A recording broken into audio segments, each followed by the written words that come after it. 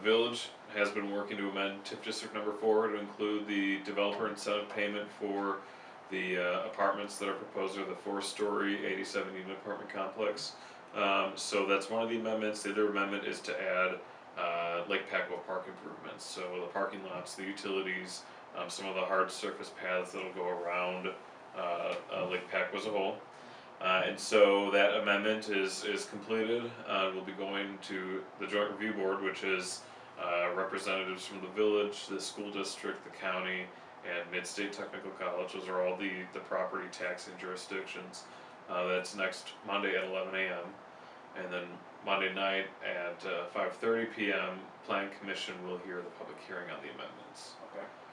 And then it'll go to Village Board for final approval on that Wednesday the 18th. You know, I don't like to speak before anything like that, but we think that just looking at the performance and the numbers that have come back in, that it's very advantageous for the village to pursue that, and that's definitely what staff will be recommending, is that we pursue that amendment.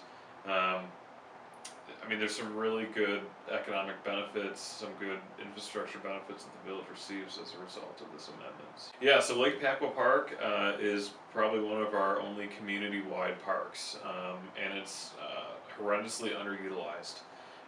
My understanding, I'm not a Plover native, but that several years ago, that used to be one of the busiest parks. At the beach there was in really good shape, that people would go there to swim, to hang out, kind of a thing.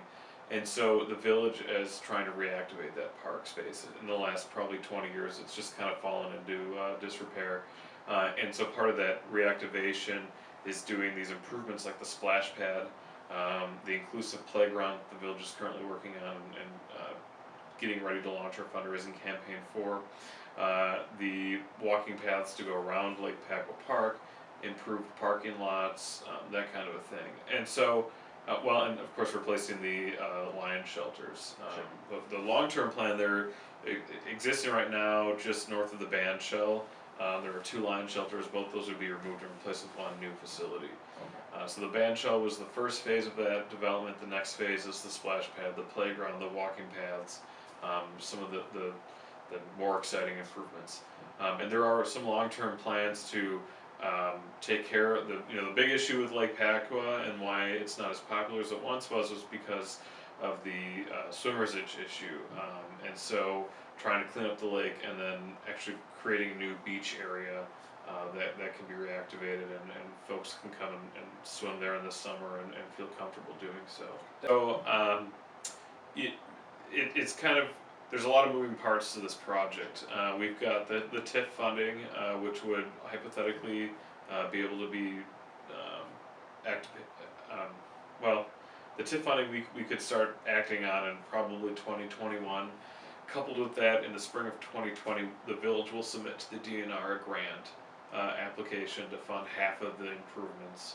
And so, we're probably looking at the earliest spring 2021 project. Okay. Now, let's say, we're hoping to raise about $1 million, and that would include the splash pad and the new inclusive playground. If that would be fundraised, let's say in the next year or this winter, we would probably see those improvements occurring before 2021, and probably spring 2020. Okay. We view the whole park.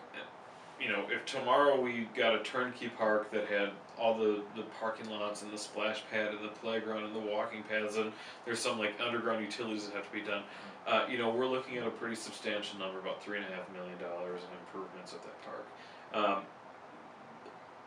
I would say about a third of it could be, if this project in the TIF district goes through, would be covered by the TIF.